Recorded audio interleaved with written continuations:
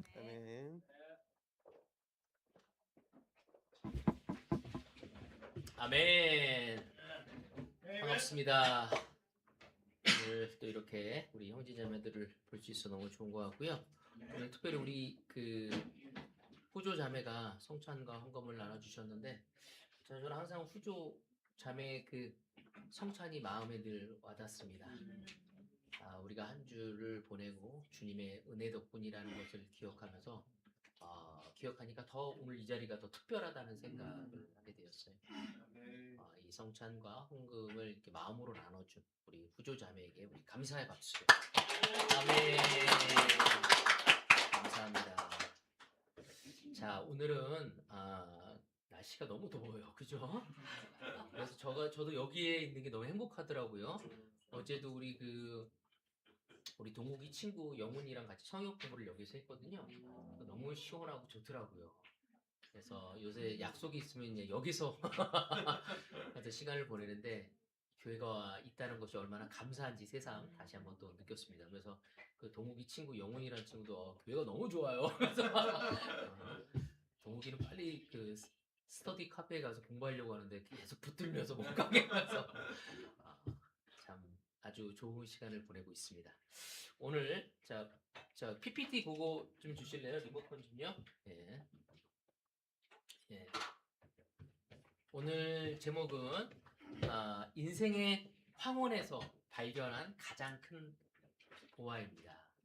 여러분의 인생에 지금 황혼길에 들어서고 있다고 생각하십니까?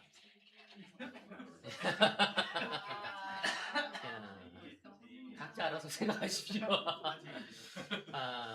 저는 인생의 황혼길 최근에 제가 연대 명예교수인 김영석 교수라고 여러분 아실 거예요. 107세시거든요. 근데 아직까지도 철학을 가르치시면서 저술 활동을 하셔서 기네스북에 오르신 분이에요. 가장 나이가 많으신 분으로서 이 저술을 하시는 분이에요. 그래서 이번에 또 그분이 책을 AI에 관한 책을 내셔가지고 그분이 인터뷰하는 거를 잠시 보고 많은 것을 느끼게 되었습니다. 저분이야말로 참 멋있다. 저는 또 영화 배우 중에 악마는 프라다를 입는다에 메릴 스트리프 배우를 또 굉장히 좋아합니다. 나이가 많은데도 불구하고 굉장히 매력적이시고 또 정말 지금까지도 현역에서 너무 놀랍게 연기력으로 많은 사람들에게 감동을 주고 있습니다. 우리 또한 나이를 한 살 한 살 더해가며 어디가 아프다 저기가 아프다라고 우리의 입에서 불평과 푸념이 나오는 것이 아니라 우리의 황홀의 인생에서 가장 큰 보물을 발견하고 기뻐하고 감사하며 우리의 삶의 진정한 놀라운 열매를 거둬가기를 소망하며 이 말씀을 나누고 싶습니다. 아내와 함께 좋은 카페에 가서 책을 보고 저는 이 설교를 준비했죠. 아내는 또 공부도 하고 그리고 오는 길에 제 차 안에 어떤 날파리가 들어와서 이 파리가 나가지를 않는 거예요. 그래서 제가 이 파리가 계속 있다간 여기에서 굶어 죽을 것 같고 이게 안타까운 죽을 것 같다. 얼마 살지도 못한 이 파리가 좀 살았으면 좋겠어. 우리가 차를 달리면서 창문을 내리고 그래서 가만히 하다가 멈췄을 때 그 파리가 바로 내 운전대 앞에 서 있는 거야. 그래서 우린 조용히 창문을 열고 좀 나가라고 해도 안 나가는 거예요.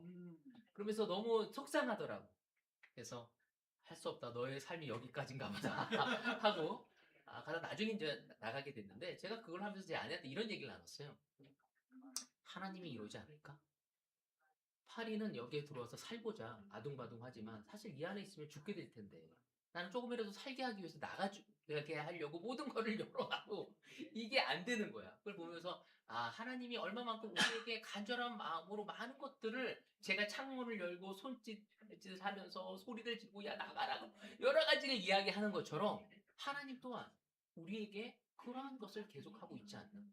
근데 파리는 듣지 않고 이해할 수 없고 그냥 자기의 방법대로 살아남기 위해 오히려 내가 이야기한 거와는 다른 행동을 보이면서 참 답답한 마음이 들었는데 바로 그것이 하나님의 마음이지 않으실까? 라는 생각이 저에게 문득 들어왔습니다. 우리 함께 마태복음 13장 44절을 같이 보도록 하겠습니다. 하늘나라는 밭에 숨겨놓은 보물과 같다. 참 하나님의 나라는 예수님이 설명하실 때 우리의 일상에 놓여져 있는 그런 삶을 통해 하나님 나라를 참으로 설명을 많이 하고 있습니다. 이 복음서에 보면 어떤 사람이 그것을 발견하면 제자리에 숨겨두고 기뻐하며 집에 돌아가서는 가진 것을 다 팔아서 그 밭을 산다라고 이야기합니다. 사랑하는 형제자매 여러분, 오늘 이 자리에 계신 여러분은 50대, 60대, 70, 또 80을 바라보는 분들도 있습니다. 우리가 이렇게 50년, 60년, 70년을 넘게 인생을 살아오신 많은 분들이 이곳에 있습니다. 우리가 젊었었을 때는 돈을 벌기 위해 달렸습니다. 요즘 애들은 굉장히 대학생 때부터 돈에 대한 관심이 있더라고요. 요즘에 지세대 애들은요, 주식 투자를 진짜 빨리 하더라고요. 우리 가운데서도 지금 대학생 때 주식을 갖고 있는 친구들이 있어요. 벌써. 제 아들도, 제가 없는데 아들이 있더라고요. 그리고 또한 우리가 젊었을 때는 자녀를 키우느라 정신없이 살았습니다. 또 가정을 지키느라 밤잠을 설치기도 했습니다. 그러다 보니 어느새 우리들의 머리가 하얗게 세워지고 아이들이 불쑥 자라고 또 어떤 분들은 손주가 생긴 분들도 있고 어느 순간부터 병원을 자주 가야 하고 이사를 하려고 할 때 병원이 가까이 있어야 한다는 것을 고려하는 나이로 들어서게 되었습니다. 우리가 젊었을 때는 인생이 참으로 길 줄 알았습니다. 그런데 어느 날 거울을 보니 내가 여기까지 왔구나.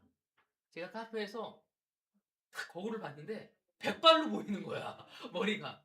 빛의 반사가 돼가지고. 이런 생각을 좀 하게 되었습니다. 그때 저는 저에게 한번 물어봤습니다. 동진아, 네가 정말 붙잡아야 할 것이 무엇이라고 생각되니? 오늘 여러분에게 물어보고 싶습니다. 여러분은 정말 붙잡아야 할 것이 무엇이라고 생각하십니까? 오늘 예수님은 그 질문에 대한 답을 우리에게 주시고자 하십니다. 인생에는 반드시 발견해야 할 보화가 있다는 것입니다. 오늘 제가 처음 읽었던 마태복음 13장 44절의 말씀처럼 하늘나라는 밭에 숨겨진 보물과 같다고 이야기한 거죠. 오늘 저희 첫 번째 포인트는 하나님의 보화는 오랫동안 밭을 갈던 사람에게 발견된다는 것입니다. 예수의 비유 속에 이 사람은 우연히 그 보물을 발견한 것이 아니었습니다. 사실은 그 삶은 오랫동안 밭을 갈던 사람이었습니다. 하루 갈아서 보물을 발견하는 것이 아니죠. 10년, 몇십 년을 갈다가 마침내 쟁기가 무엇인가에 부딪힌 것입니다. 이처럼 우리의 삶을 10년, 20년, 30년, 40년, 50년, 60년을 살아오면서 이것도 해보고 저것도 해보며 우리의 인생의 진정한 참 보화를 발견해야 하는 것이 하나님이 우리 안에 감춰진 인생이라는 것을 우리는 깨달아야 합니다. 젊은 날에는 아이를 키우고 직장을 다니고 사업을 하고 부모를 모시고 눈물을 흘리며 살아왔습니다. 특별히 50대, 60대는 낀 세대라고 얘기를 하죠. 우리 아이를 키워야 하고 그 아이들이 대학을 가야 하고 대학을 가서 직장 갈 때까지 그들을 돌봐줘야 하고 또 부모님의 그 연로하신 부모를 또 챙겨야 할 나이입니다. 저와 아내는 좀 양가 부모님을 그렇게 해야 할 시간이기 때문에 그 시간이 참으로 쉽지 않음을 느낍니다. 점점 연로해지는 그 부모님의 모습을 보면서 안타까울 때가 많습니다. 예전에는 아주 쉽게 할 수 있는 일을 지금은 그렇게 쉽게 하실 수가 없어요. 한 4일 전에도 제 남동생이 저에게 사진과 문자를 보내왔습니다. 아버지의 사진을. 제 남동생이 운수업을 하고 있는데 운전을 하고 가다가 아버님을 뵌 거예요. 근데 아버지가 그냥 길바닥에 앉아 계신 거예요. 그 이유는 걷다가 도저히 걸을 수 없으니까 그냥 철퍼덕 그냥 앉으신 거죠. 그래서 그 모습을 보면서 운전하면서 너무 많이 울었다고. 그래서 저한테 문자를 보내왔습니다. 때때로 그런 부모님을 보는 것이 결코 마음에 쉽지가 않습니다. 그러나 그 모든 시간, 아이를 키우고 우리가 직장을 열심히 다니고 사업을 하고 부모를 돌보고 그러면서 우리의 흘린 그 눈물은 결코 헛되지 않습니다. 하나님은 여러분의 인생이라는 밭에 이미 오래전부터 숨겨둔 보화가 있다고 말씀하고 있습니다. 어떤 사람들은 질병 가운데 하나님을 만납니다.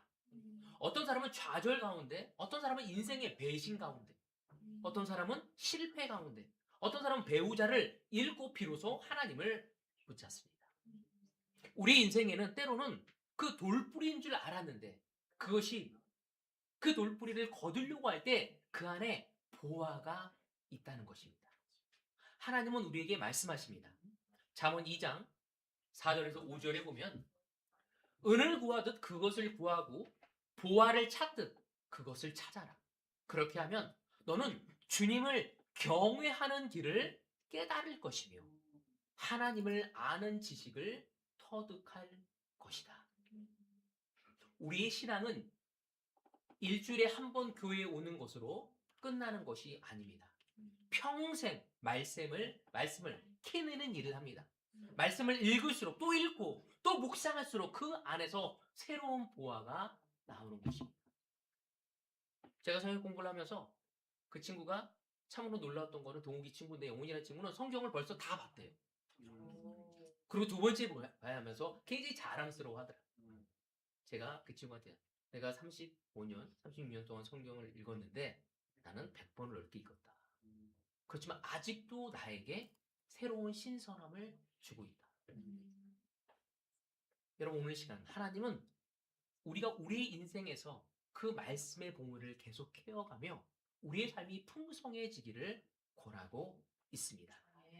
두 번째는 가장 큰 보화는 바로 예수 그리스도라는 것입니다. 여기 나오는 마태복음에 나온 이 사람은 보화를 발견한 사람은 보화를 발견하자 모든 것을 팔았습니다. 왜 그랬을까요? 맞아요. 그 보화가 엄청난 큰 가치가 있다는 것을 알았기 때문입니다. 그 어떤 것보다도 그 보화가 훨씬 더 귀했기 때문이죠. 오늘날 많은 사람들은 돈을 최고의 보화라고 생각합니다. 자본주의는 돈이 최고로 가치를 인정받는 곳이에요. 그래서 우리는 모든 것을 돈으로 환산하려고 합니다. 부부관계 그것도 재정적으로 재산으로 환산하면 가치가 얼마인지 환산합니다. 아이들 한 명 낳았을 때 그것 또한 돈으로 환산합니다. 친구를 돈으로 환산합니다. 직장을 돈으로 환산합니다. 모든 것이 돈. 돈이 최고라고 생각하죠. 또 어떤 분은 자신의 건강을 최고의 보화라고 생각합니다. 내가 돈도 가지고 다 가져봤지만 몸이 아프면 말짱황이다 라고 얘기하면서 어느 순간부터 많은 장년층에 계신 분들이 유튜브로 건강 방송을 그렇게 듣고 건강 음식을 그렇게 사대. 멀리서 찾을 필요도 없죠. 저희 어머니 아버지가 그렇고요. 저희 장인어른과 장모님이 그렇습니다. 너무 많이 사가지고 가끔 우리에게 나눠줘. 먹지를 못해서. 여러분 이렇듯 자신의 건강이 최고라고 생각하는 사람이 있습니다. 또 어떤 사람은 자녀의 성공을 최고의 보화라고 생각합니다. 그래서 자기의 모든 것을 자기는 옷 하나 사 입지도 않고 속옷 하나 사 입지도 않아. 근데 아이들한테 좋은 것을 온갖 다 주려고 해. 모든 교육에 대해서. 그럼 오늘 시간 우리는 한번 생각해 봐야 합니다. 정말 여러분의 삶에 있어서 최고의 보화를 뭐라고 생각하십니까? 여러분 우리가 한 가지 알아야 할 게 뭐냐면 여러분 우리가 죽을 때 돈을 다 남기고 합니다. 제 목표는 제가 번 돈 제가 다 쓰고 죽는 거예요. 근데 모두가 남기고 가요. 여러분 건강도 언젠가는 우리가 놓아야 합니다. 그리고 여러분 우리의 자녀도 부모 곁에 영원히 있지 않습니다. 여러분 안에 있는, 지금 옆에 있는 우리 유신이, 경아 오래 기대하지 마요. 끝날 거예요. 우리 민이 나은이 대학 가더니요 연락 안 합니다. 언제 연락한지 아세요? 돈 필요할 때. 여러분, 우리 애들이 잘못돼서가 아니라 그 아이들은 그들의 삶을 살아가야 합니다. 그거를 섭섭해야 하면 안 됩니다. 여러분, 여러분 생각해보세요. 우리 태화 생각해보세요. 또 우리 상창이 생각해보세요. 자기 아내와 아이들에 대해서 얼마나 많은 투자와 에너지가 갑니까? 부모님 돌볼 시간 없거든요. 다 키워도 다 떠납니다. 여러분, 그러나 예수님은 우리와 영원히 함께 하십니다. 사도 바울은 그래서 빌립보서에 보면은 내가 그리스도를 얻기 위해 모든 것을 오물로 여겼다고 얘기합니다. 모든 것이 오물이 된 게 아니라 그리스도에 비하면 모든 것이 오물에 불과하다라고 이야기하는 거죠.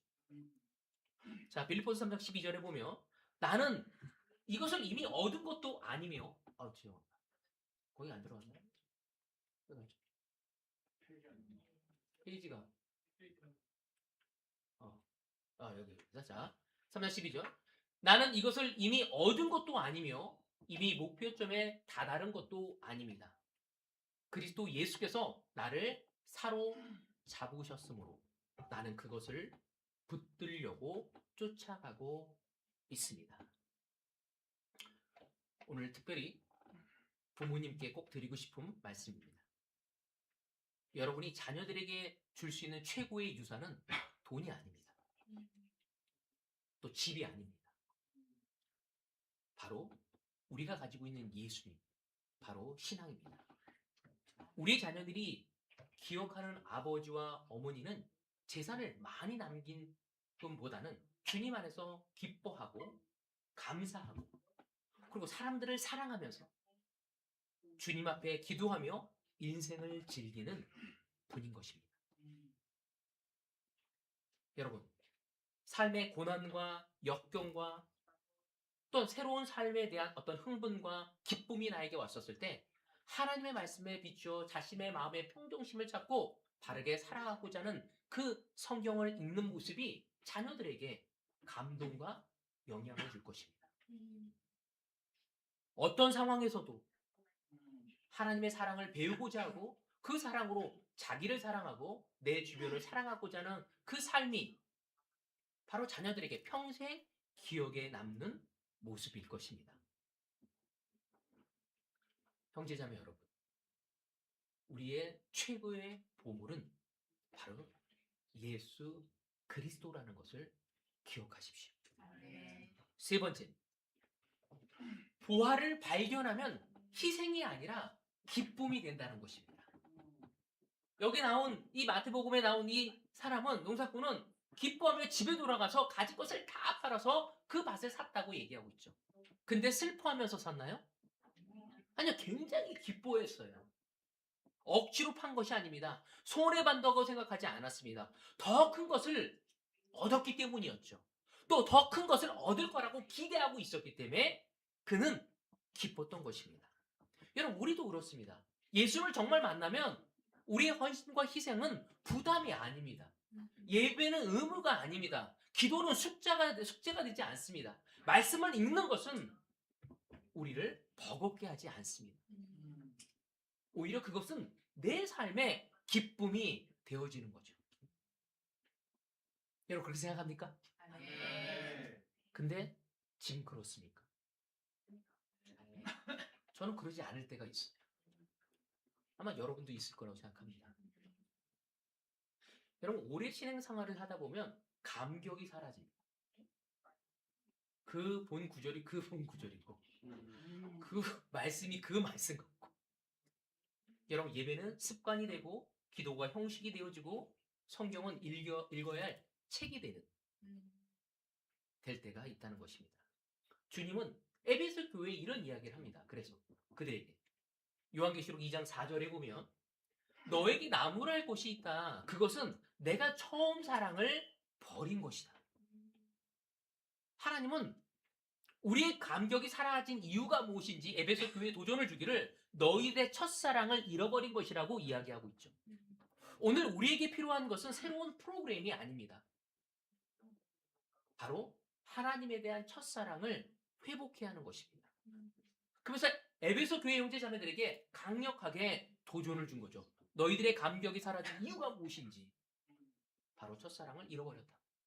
근데 하나님은 참으로 놀라운 것은 도전뿐만 아니라 우리가 어떻게 그 도전을 받고 책망을 받고 회복해야 할지에 대한 처방도 알려주십니다. 오늘 우리 가운데 그 감격이 사라진 사람이 있다면 이 하나님께서 에베소 교회에 던지신 그 처방전을 잘 살피기를 권하고 싶습니다. 5절에 나왔습니다. 멀리 가지도 않아. 5절에 말합니다. 그러므로 내가 어디에서 떨어졌는지를 생각해내서 회개하고 처음에 하던 일을 하여라. 내가 그렇게 하지 않으면 회개하지 않으면 내가 가서 내 족대를 그 자리에서 옮기겠다. 처방전을 주면서 이것이 얼마나 중요한지를 강조하고 있습니다. 이 5절에 보면은 세 개의 동사가 순서대로 나오고 있습니다. 첫 번째 뭐라고요?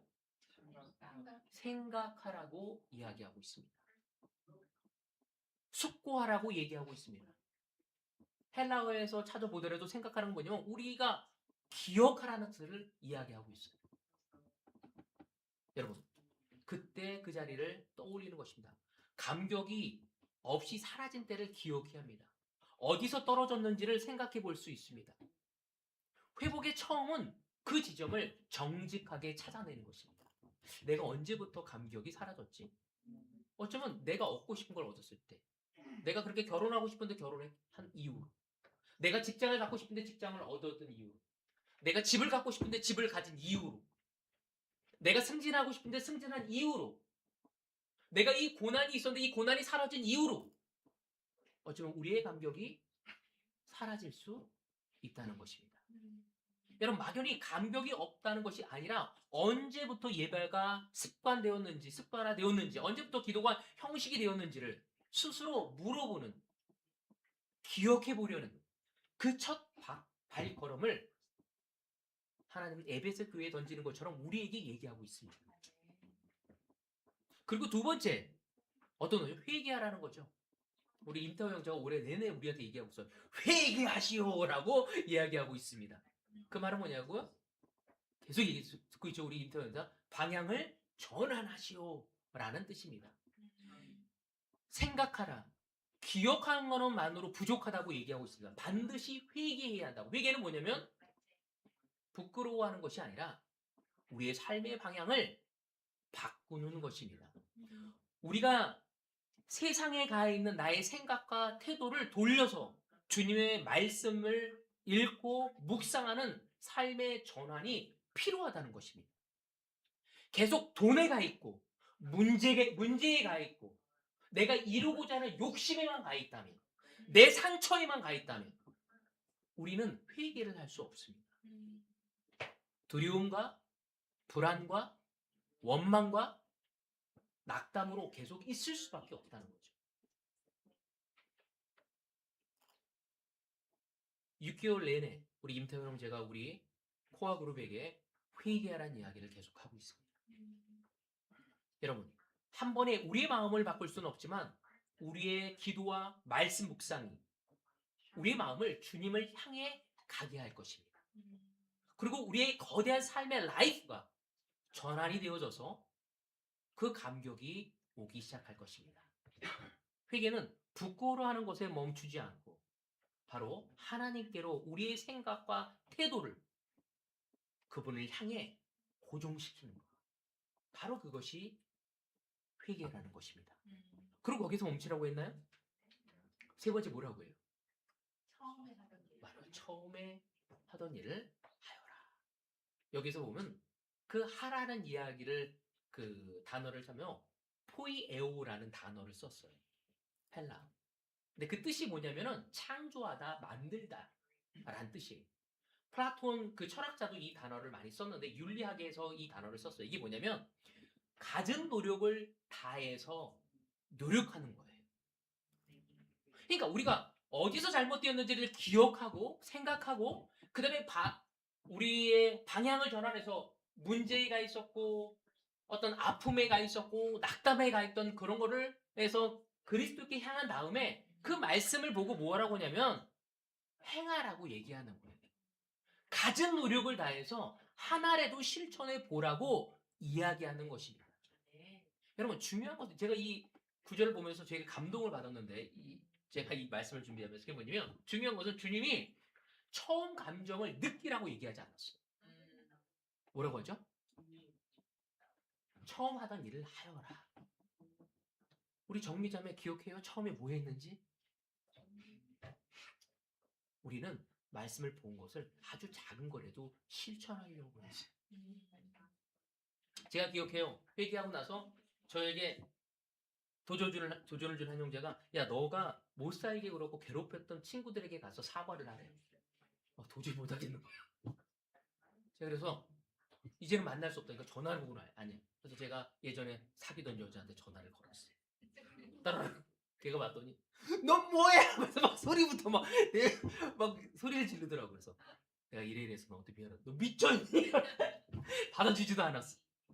그렇지만 그거 끊고 나서 하나님께 기도해 눈물이 나더라고. 하나님 감사합니다. 두렵고 떨리고 제가 성경을 공부하고 한 형제가 저에게 아버지에게 가서 어머니에게 더 사랑한다 고백을 하래. 그 고백이 너무 어려워. 내가 사랑하는데도 엄마 아빠한테 사랑합니다라고 말하기가 너무 어려운 거예요. 일주일을 미루고 다시 만나서 그 형제가 야 네가 제일 사랑한다는 부모님인데 왜 사랑한다는 말을 못하냐. 가서 아버지 어깨를 주무리며 아버지 왜? 아버지 그리고 사랑한다는 말을 사랑해요. 속삭이듯이 얘기했어요. 아버지가 뭐라고 했게요? 아무 대답을 안 하셨어. 아무 말을 안 하셨어. 아버지도 부끄러웠던 거야. 나에게 그 이야기를 듣는 게. 여러분 우리가 요한계시록의 말씀을 기억해야 합니다. 아주 조그만 거라도 우리가 최선을 다하려고 할 때 주님은 우리에게 다시 한번 그 감격을 주실 것입니다. 그것이 반복되어지며 생각하고 회개하고 아주 처음엔 것을 행할 때 야고보서는 우리에게 이런 약속을 줍니다. 야고보서 4장 8절 하나님께로 가까이 가십시오. 그리하면 하나님께서 가까이 오실 것입니다. 죄인들이요 손을 깨끗이 하십시오. 두 마음을 품은 사람이요 마음을 순결하게 하십시오. 야고보는 뭐라고 얘기했는지 하나님께로 가까이 기억하고 회개하고 처음의 일을 행할 때 하나님은 우리에게 가까이 오실 거라. 어느 순간부터 하나님이 나와 동행하고 있음을 느끼시는 감격이 우리에게 올 것입니다. 첫사랑의 회복은 새로운 프로그램이 아닙니다. 첫사랑의 회복은 어떤 한 번의 설교를 듣고 우리 마음이 무너지고 완전히 바뀌는 것이 아닙니다. 바로 요한계시록의 2장 에베소 교회에 이야기한 것을 우리가 순서대로 따라가다 보면 하나님은 우리를 다시 한번 하나님의 감격에 동참시키실 것입니다. 떨어진 자리를 정직하게 기억하고 그 원인을 회개하며 감정이 아니라 행위부터 처음처럼 다시 시작합시다. 그리고 그 여정 가운데 하나님이 먼저 우리가 광야에 있었을 때 우리에게 다가오셔서 속삭이며 우리를 사랑하고 내가 너를 통해 하고자 하는 일을 우리에게 이야기하시는 그 기쁨과 그 성령 충만이 우리 가운데 거하기를 소망하겠습니다. 아멘. 네 번째. 너무 길어서 상숙이 얼굴이 좀 이건 짧게 하도록 해요. 인생의 황혼은 부활을 가장 깊이 발견하는 시간입니다. 인간의 황혼 시기, 우리가 나이가 들수록 이제 점점 우리 인생이 망가지는 시간이 아니고 슬퍼지는 것이 아니라 가장 최고의 부활을 발견하는 시간입니다. 여러분 젊었을 때는 속도가 중요합니다. 그러나 나이가 들수록 깊이가 중요합니다. 그래서 우리에겐 되게 중요한 게 뭐냐면 속도가 중요할 때에도 방향이 중요합니다. 어떤 방향으로 속도를 내는지. 말년이 돼서도 옳은 방향으로 깊어지는 것이 필요합니다. 우리의 몸은 약해질 것이고요. 우리의 무릎은 점점 아플 겁니다. 제가 운동하고 나면 항상 무릎이 아파서 무릎 아대를 차고 러닝을 하거든요. 여러분, 우리의 기억력도 예전 같지 않을 것입니다. 근데 시편 92장 14절에 보면 이렇게 얘기를 하고 있습니다. 늙어서도 여전히 열매를 맺으며 진액이 넘치고 항상 푸를 것이다. 여러분, 성경에 뭐라고 하면 늙어서도 여전히 열매를 맺을 거라고 얘기하고 있어요. 이사야서 46장 4절에 보면 너희가 늙을 때까지 내가 너희를 안고 다니고 너희가 백발이 될 때까지 내가 너희를 품고 다니겠다. 내가 너희를 지었으니 내가 너희를 품고 다니겠고 안고 다니겠고 또 구원하여 주겠다. 여러분, 백발이 될 때까지 내가 너희를 안고 가겠다고 얘기하고 있습니다. 얼마나 큰 위로가 되고 격려가 됩니까? 세상은 늙어가면 뭐예요? 쓸모가 없어요. 낄 자리를 안 줍니다. 그러나 하나님은 이제부터가 더 아름다워질 거라고. 제 아내를 봐도 점점 아름다워지고 있어요. 믿음이며 마음이며 외모며. 바로 그것은 그녀의 마음이 하나님을 향해 가고 있기 때문이라고 저는 확신합니다. 여러분, 여러분의 기도, 바로 그것은 여러분의 자신을 살릴 것입니다. 여러분의 믿음은 여러분의 자녀를 살릴 것입니다. 여러분의 눈물은 이 교회를, 이 세상을 변화시킬 것이고 살릴 것입니다. 노년의 끝은 슬퍼하고 좌절하고 연민을 받는 시간이 아니라 가장 기쁜 열매를 맺는 계절이라고 우리에게 이야기하고 있습니다. 형제자매 여러분, 예수님이 오늘 이 자리에서 여러분에게 묻고 있습니다. 여러분에게 인생에 있어서 무엇이 보화라고 생각하며 살아가고 있습니까? 무엇을 보화로 여기고 여러분 살아가고 있습니까? 돈입니까? 건강입니까? 자녀입니까? 제가 바라기는 오늘 예수님은 우리에게 바로 예수 그리스도가 되어야 함을 이야기하고 있습니다. 여러분, 예수님은 영원하십니다.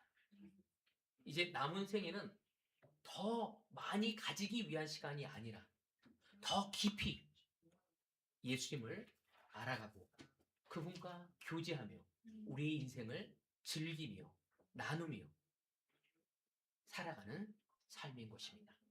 우리의 남은 인생은 내리막길이 아니라 가장 아름다운 하나님의 황금기라는 것을 기억하기를 권하면서 마지막 이 구절을 보며 마치도록 하겠습니다. 내가 이제 늙어서 머리카락에 희끗희끗 인생의 소리가 내렸어도 하나님, 나를 버리지 마십시오. 주님께서 팔을 펴서 나타내 보이신 그 능력을 오는 세대에 전하렵니다. 시편의 이 고백처럼 우리 또한 이러한 고백을 할 수 있는 우리가 되어져서 우리의 인생의 황금기를 살아갈 수 있는 우리 모두가 되어지길 바라면서 말씀을 마치도록 하겠습니다.